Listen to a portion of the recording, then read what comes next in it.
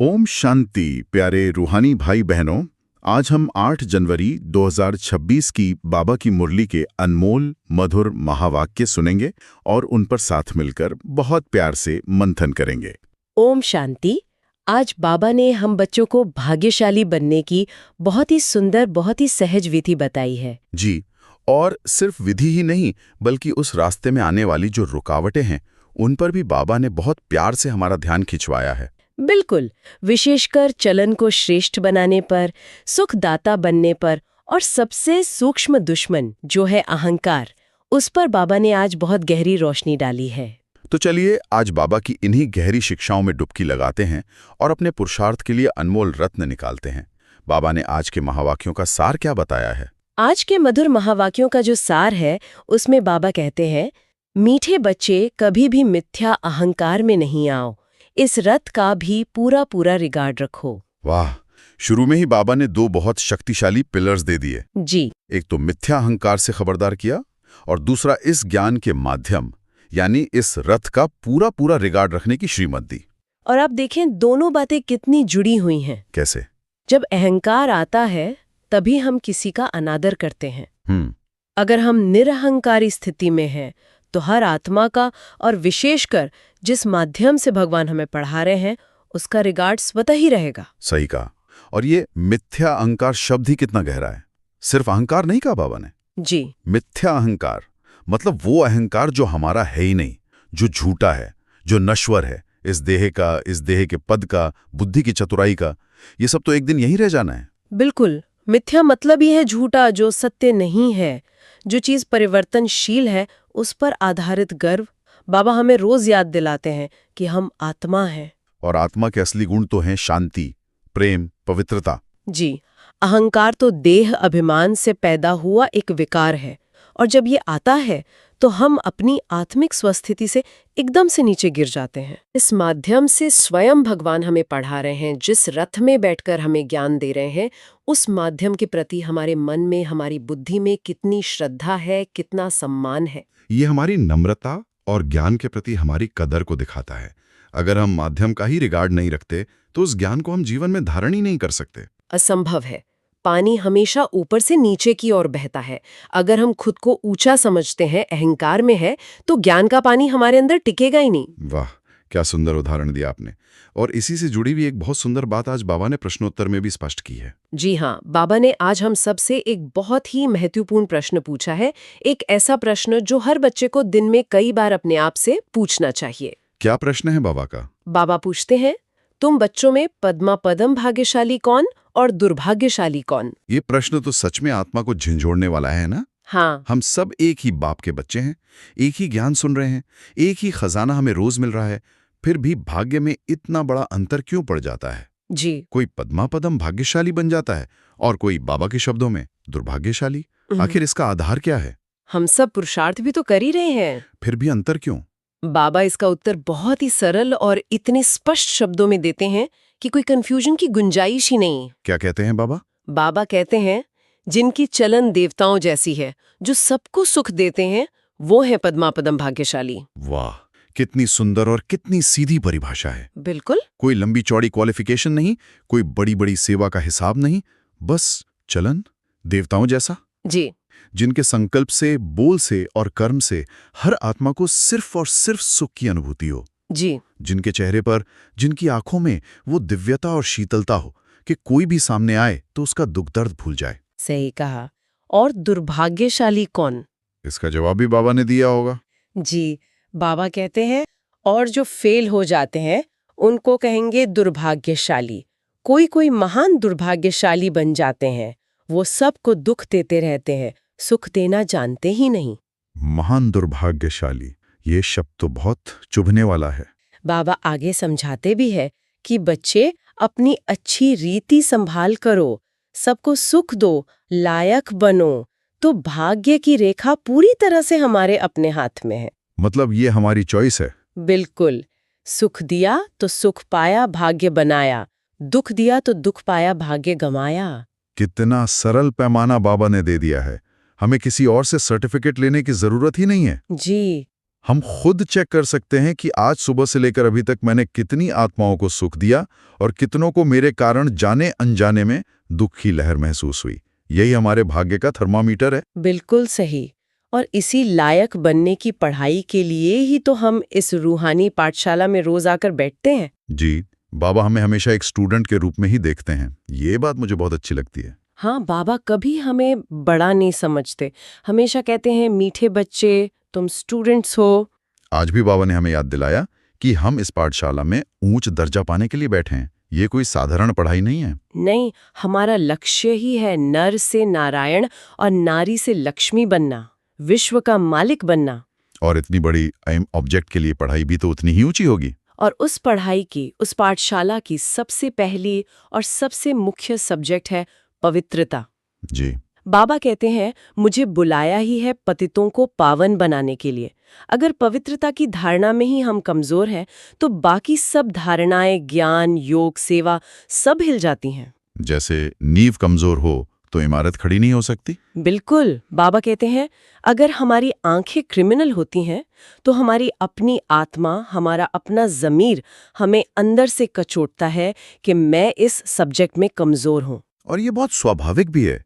बाबा को बच्चे पत्र भी लिखते हैं कि बाबा हम इस सब्जेक्ट में बार बार हार खा जाते हैं, माया हमें अपनी तरफ खींच लेती है। और इसमें छिपाने जैसी कोई बात भी नहीं है। नहीं, क्योंकि बाप तो दिल की हर बात जानते हैं। सच्चाई से स्वीकार करने में ही तो शक्ति मिलती है। आपने बहुत अच्छी बात कही।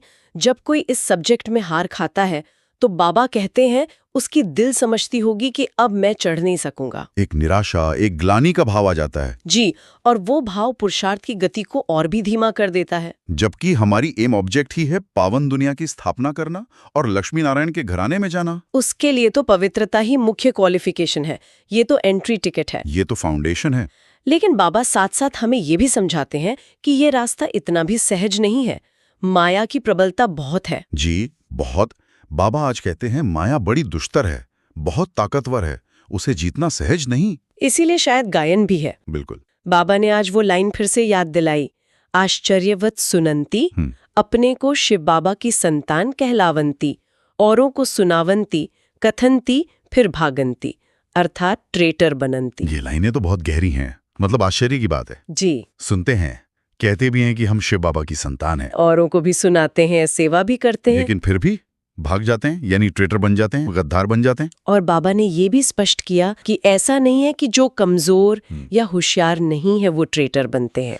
अच्छा, बाबा कहते हैं अच्छे अच्छे होशियार बच्चे भी ट्रेटर बन पड़ते हैं। ये तो और भी सोचने वाली बात है। बिल्कुल। जैसे सेना में कोई बहुत होशियार कमांडर होता है, लेकिन फिर भी किसी लोभ में आकर, किसी आकर्षण में आकर दुश्मन से मिल जाता है। बाबा ने उदाहरण भी दिया कि जैसे कोई अपना एरोप्लेन लेकर ही दूसरे देश में चला जाता है। यहाँ भी बच्चे ज्ञान, धन जो बाबा से मिला है, जो शक्तियां मिली हैं, उसे लेकर माया की तरफ चले जाते हैं। बाबा समझाते हैं कि स्थापना में बड़ी मेहनत लगती है। जी। माया किसी को छोड़ती नहीं, हर प्रकार की आग लगा देती है। बाबा ने आज बहुत स्पष्ट शब्दों में कहा कि मेरे सब बच्चे काम चिता पर चढ़कर काले कोयले बन गए हैं। रावण इतना जबरदस्त है कि बुद्धि को ही पतित बना देता है। जी, ये सुनकर तो कभी कभी दिल बैठ जाती है कि ये रास्ता बहुत ही कठिन है, शायद हम चल ही ना पाए। हाँ, एक डर सा लगता है। लेकिन फिर बाबा की एक मीठी याद दिलासा देती है कि इस कठिन रास्ते पर हमारा साथी कौन है? स्वयं प्यार का सागर, सुखदाता बाप। यही तो सबसे बड़ी हिम्मत है, सबसे बड़ा बल है हम बच्चों के लिए। सही। बाबा कहते हैं कि दुनिया के स्कूलों में देखो, मास्टर सजा भी देते हैं, हंटर भी लगाते हैं, डांटते हैं, लेकिन यहाँ तो बाप कुछ भी नहीं कहते। कुछ भी नहीं। बाप के पास सजा देने का कानून ही नहीं है। वाह। यहाँ तो बिल्कुल शांत रहना होता है। बाबा हमें सिर्फ प्यार से, युक्ति से समझाते हैं। वो हमारे अवगुण नहीं देखते, हमें हमारे गुणों की स्मृति दिलाते हैं। ये कितनी बड़ी बात है। कोई हमारे 100 अवगुण गिनाए, लेकिन बाबा हमारा एक गुण देखकर हमें गले लगा लेते हैं और उस एक गुण को ही सींच कर बड़ा करते हैं। तो जब बाप इतना प्यार का सागर है, इतना सुखदाता है, तो हम बच्चों की चलन भी तो वैसी ही होनी चाहिए, देवताओं जैसी। सबको सुख देने वाली बाप का बनकर अगर हम दुख देते हैं तो इससे बड़ा दुर्भाग्य और क्या हो सकता है भला। जी बिल्कुल। इसीलिए तो बाबा कहते हैं कि बच्चे तुम पद्मा पदम भाग्यशाली हो, लेकिन साथ साथ सावधान भी करते हैं कि कोई कोई महान दुर्भाग्यशाली भी बन जाते हैं। हाँ, जिनकी चलन ऐसी होती है कि वे सबको दुख देते रहते हैं, वो सुख देना जानते ही नहीं। और बाबा कहते हैं कि ऐसे बच्चे फिर इस ज्ञान मार्ग में ठहर नहीं सकेंगे। क्यों? क्योंकि ऊंच पद पाने के लायक ही नहीं बन पाते। उनकी अपनी ही चलन, उनके अपने ही कर्म उन्हें गिरा देते हैं। मतलब हमारा कर्म ही हमारा रक्षक भी है और भक्षक भी। बिल्कुल। बाबा ने आज सृष्टि रूपी झाड़ का ज्ञान भी बहुत सुंदर रीति से रिवाइज कराया। ये ज्ञान ही तो है जो हमारी बुद्धि को विशाल बनाता है और इन छोटी छोटी बातों से ऊपर उठाता है। हाँ, बाबा कहते हैं ये वंडरफुल झाड़ है, अद्भुत। इसका बीज परमपिता परमात्मा शिव कितना छोटा है, ज्योति बिंदु स्वरूप। और आत्मा भी कितनी छोटी है, एक स्टार। इन आंखों से देख भी नहीं सकते। और सोचिए, इस छोटे से बीज में पूरे 5000 वर्ष के एक्यूरेट झाड़ की नॉलेज समाई हुई है। एक्यूरेट, बाबा कहते हैं 1 सेकंड का भी फर्क नहीं पड़ सकता। ये ड्रामा हूबहू रिपीट होता है। और ये पूरी नॉलेज अभी हम बच्चों की बुद्धि में है, जो दुनिया में किसी भी शास्त्र में किसी भी गुरु के पास नहीं है। और बाबा हमसे चाहते हैं कि ये ज्ञान हमारी बुद्धि में सदा चलता रहे। जी। हम सिर्फ सुबह मुरली सुनकर उसे रख न दें, बल्कि दिन भर उसका चिंतन करें, उसका स्वरूप बने। बाबा ने बहुत सुंदर टाइटल दिया आज। कौन सा? तुम चैतन्य लाइट हाउस हो, सारी पढ़ाई बुद्धि में रहनी चाहिए। वाह, चैतन्य लाइट हाउस। जी। लाइट हाउस का काम होता है अंधेरे में समंदर में भटकते हुए जहाजों को रास्ता दिखाना। तो हम बच्चों को भी अपनी स्वस्थिति से और ज्ञान के प्रकाश से इस दुनिया में भटकती हुई आत्माओं को रास्ता दिखाना है। एक तरफ शांति का सागर बाप का रास्ता, और दूसरी तरफ सुख का सागर, अपनी नई दुनिया सतयुग का रास्ता। ये दोनों तरफ का रास्ता हमें दिखाना है। बाबा कहते हैं ये अवस्था उनकी होगी जो पास विद ऑनर होंगे। वही बाप के लाडले लवली बच्चे कहलाएंगे। और ऐसे बच्चों पर बाप भी कितना बलिहार जाते हैं। बाबा स्वर की राजाई उन पर कुर्बान कर देते हैं। ये बात तो सोचने वाली है। बाबा कहते हैं, मैं राजाई नहीं करता, मैं तो तुम्हारा निष्काम सेवाधारी हूँ। तुमको विश्व का मालिक बनाकर मैं वानप्रस्थ में चला जाता हूँ। कितना प्यारा, कितना निरहंकारी बाप है हमारा। जी। जो हमें अपने से भी ऊंचा बनाते हैं, सिर के ऊपर चढ़ाते हैं। ऐसे बाप को तो कितना ही याद करना चाहिए, हर श्वास में याद करना चाहिए। चलिए अब आज के सार पर फिर से आते हैं। जी। क्योंकि बाबा ने उसे शुरू में ही कहा है तो उसका महत्व बहुत ज्यादा है। बाबा ने कहा, कभी भी मिथ्या अहंकार नहीं आना चाहिए। ये बहुत बड़ी चेतावनी है, क्योंकि माया का सबसे बड़ा और सबसे सूक्ष्म वार जो होता है वो अहंकार का ही होता है। और ये इतनी मीठे रूप में आता है कि हमें पता भी नहीं चलता। बिल्कुल। मुझे बहुत अच्छा ज्ञान है, मेरी सेवा बहुत अच्छी है, मेरी धारणा तो सबसे अच्छी है, ये मैंपन ही तो अहंकार है। जी। बाबा कहते हैं, खबरदार रहना। माया अहंकार में लाकर वर्थ नॉट अ पेनी बना देती है, कौड़ी के लायक नहीं छोड़ती। और अहंकार आते ही सबसे पहला काम क्या होता है? बाप की अवज्ञा। अच्छा। हम श्रीमत के विरुद्ध अपनी मत चलाने लगते हैं। हमें लगता है कि मैं जो सोच रहा हूँ वही सही है, मुझे बाबा की या निमित्त आत्माओं की सुनने की क्या जरूरत है। और जहां अवज्ञा हुई वहां बाप से याद का कनेक्शन ही कट जाता है। बिल्कुल। फिर हम कितना भी कोशिश करें बाप को याद कर नहीं सकते, क्योंकि बुद्धि पर ताला लग जाता है। और इसी के साथ बाबा ने रथ का रिगार्ड रखने को कहा। ये बात बहुत दिल को छूने वाली है। बहुत। बाबा कहते हैं, इस द्वारा ही तो बाप तुम बच्चों को सुनाते हैं। जी। बाबा ने कहा, इसने तो अपने जीवन में कभी गाली नहीं खाई थी, सब इन्हें बहुत प्यार करते थे, बहुत सम्मान देते थे। और अभी देखो, बाप का बनने के बाद, इस यज्ञ की स्थापना के बाद कितनी गालियां खाते हैं। और ये सब क्यों? तुम बच्चों की सेवा के लिए। वाह। जी। ये त्याग और सेवा की पराकाष्ठा है, जिस माध्यम से हमें जन्म जन्मांतर का खजाना मिल रहा है, इतना ऊंच भाग्य बनाने की विधि मिल रही है, उस माध्यम का, इस रथ का हमें पूरा पूरा रिगार्ड रखना है। ये भी हमारे पुरुषार्थ का एक बहुत बड़ा हिस्सा है, हमारी नम्रता और हमारी कृतज्ञता की निशानी है। बिल्कुल। बाबा कहते हैं कि अभी हम बच्चों को ज्ञान का तीसरा नेत्र मिला है। जी। बाबा कहते हैं 1 सेकंड का ज्ञान है, बाप को पहचाना और वर्षे को जाना, बस। मैं आत्मा, मेरा बाबा। लेकिन इस 1 सेकंड के ज्ञान को जीवन में धारण करने का पुरुषार्थ संगम युग तक चलता है। और माया की परीक्षाएं अंत तक चलती रहेंगी। बाबा कहते हैं अभी हम तूफान के बीच में हैं। जी। जब पक्के हो जाएंगे, स्थिति मजबूत हो जाएगी, फिर इतने तूफान नहीं आएंगे, हम गिरेंगे नहीं, हम साक्षी होके देख सकेंगे। बाबा ने आज क्रोध के भूत के लिए भी विशेष सावधान किया। हाँ, बाबा ने कहा कि क्रोध आने से शक्ल ही बदल जाती है, आसुरी बन जाती है। बिल्कुल। जबकि हमें तो लक्ष्मी नारायण जैसी देवतुल्य मुस्कुराती हुई शक्ल वाला बनना है। हमारी एम ऑब्जेक्ट हमेशा सामने रहनी चाहिए, क्रोध में आकर हम अपना ही बनाया हुआ भाग्य बिगाड़ देते हैं। एक सेकंड में। और बाबा ने अंत समय के दृश्य की भी एक झलक दी है आज। अच्छा। बाबा कहते हैं जैसे इस ज्ञान के शुरू में साक्षात्कार हुए, हाँ। वैसे अंत में भी हम बच्चे बहुत पाठ देखेंगे, बहुत सीनरी देखेंगे। हम अपनी भविष्य की प्रारब्ध को अपनी आंखों से देखेंगे। जी।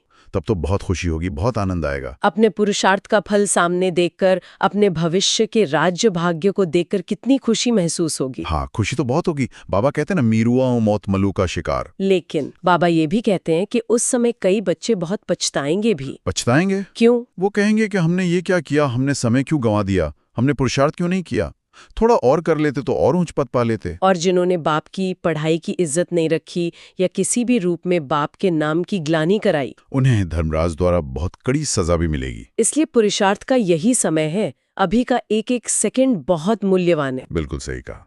तो आज की बाबा की इन गहरी शिक्षाओं से धारणा के लिए मुख्य सार क्या लेकर जाएं, जिसे हम आज सारा दिन अपनी दिनचर्या में प्रैक्टिकल ला सकें? बाबा ने 2 बहुत स्पष्ट पॉइंट्स दिए हैं जो हमारी चलन को श्रेष्ठ बनाने के आधार हैं। जी, पहला पॉइंट क्या है? पहला, आपस में बहुत प्यार से चलना है।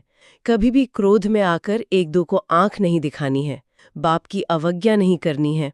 मतलब संबंधों में दिव्यता, क्रोध को पूरी तरह से विदाई देनी है और हर आत्मा के प्रति प्यार का, शुभ भावना का भाव रखना है। चाहे कोई कैसा भी संस्कार वाला हो, हमें अपनी दिव्यता नहीं छोड़नी है। और दूसरा पॉइंट? दूसरा पॉइंट है पास विद ऑनर बनने के लिए पढ़ाई बुद्धि में रखनी है। चैतन्य लाइट हाउस बनना है, दिन रात बुद्धि में ज्ञान घूमता रहे। मतलब सिर्फ सुनना नहीं, उसका मनन चिंतन करना, उसे स्वरूप में लाना। जी, जब ज्ञान बुद्धि में घूमेगा तभी हम माया के वार से सुरक्षित रह सकेंगे। खाली बुद्धि शैतान का घर बन जाती है। कितनी सहज और स्पष्ट धारणाएं हैं।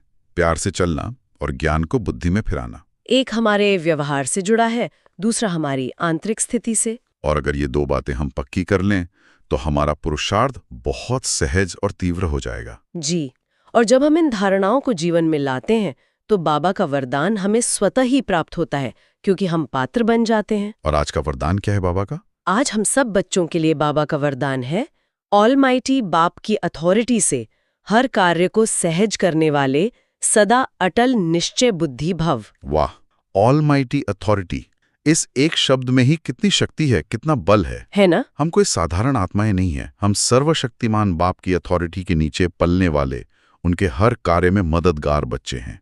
ये स्मृति ही हमारे पंख बन जाती है। जी, बाबा समझाते हैं कि जब यह अटल निश्चय हो कि हम सबसे श्रेष्ठ ऑलमाइटी बाप की अथॉरिटी से सब कार्य करने वाले हैं, तो कितना भी बड़ा कार्य हो, कितना भी मुश्किल लगे, वह अति सहज अनुभव होगा। बाबा ने उदाहरण भी दिया है।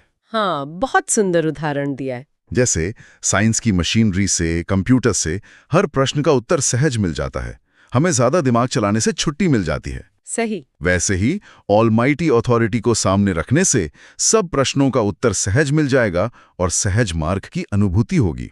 इसका मतलब है कि हमें अपनी छोटी सी बुद्धि चलाने के बजाय बाबा की सर्वशक्तिमान अथॉरिटी को सामने रखना है। हर कार्य में ये स्मृति रखनी है कि करने वाला करावनहार बाबा है, मैं तो सिर्फ निमित्त हूँ, एक इंस्ट्रूमेंट हूँ। ये निश्चय ही हमें हर बोझ से हल्का कर देगा। यही अटल निश्चय बुद्धि की निशानी है। मैं कर रहा हूँ ये अहंकार है, और बाबा करा रहा है ये निश्चय है। बिल्कुल, और आज का स्लोगन भी इसी से जुड़ा हुआ महसूस होता है।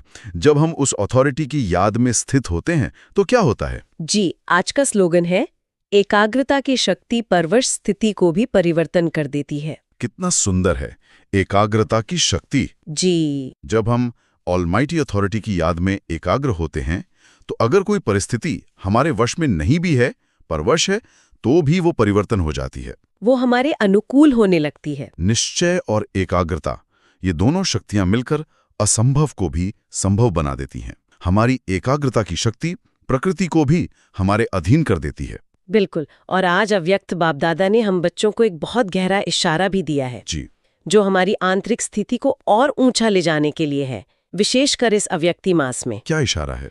बाबा कहते हैं, इस अव्यक्ति मास में बंधन मुक्त रहे, जीवन मुक्त स्थिति का अनुभव करो। इसका क्या अर्थ है बाबा के अनुसार? हम तो समझते थे कि शरीर छोड़ने के बाद जीवन मुक्ति मिलती है। बाबा इसका बहुत सूक्ष्म और गहरा अर्थ समझाते हैं। बाबा कहते हैं कि ब्राह्मण जीवन का असली मजा ही जीवन मुक्त स्थिति में है। जीते जी अनुभव करनी है, न्यारा बनना अर्थात मुक्त बनना। किस चीज से मुक्त? अपने ही संस्कारों के ऊपर भी झुकाव नहीं। ये सोचना कि क्या करूं, कैसे करूं, करना नहीं चाहते थे लेकिन हो गया। बाबा कहते हैं ये जीवन बंधन है। अच्छा, मतलब अपनी ही संस्कारों के वश हो जाना। हाँ, बाबा ने उदाहरण भी दिए हैं, जैसे इच्छा नहीं थी लेकिन अच्छा लग गया, या शिक्षा देनी थी लेकिन क्रोध आ गया। मतलब हम अपने ही पुराने संस्कारों के बंधन में बंधे हुए हैं। बिल्कुल, ये जीवन बंद स्थिति है। हम अपने ही संस्कारों के, अपनी ही इच्छाओं के वश में हैं। बाबा कहते हैं ब्राह्मण अर्थात जीवन मुक्त, वो कभी भी ऐसे किसी बंधन में बंध नहीं सकते।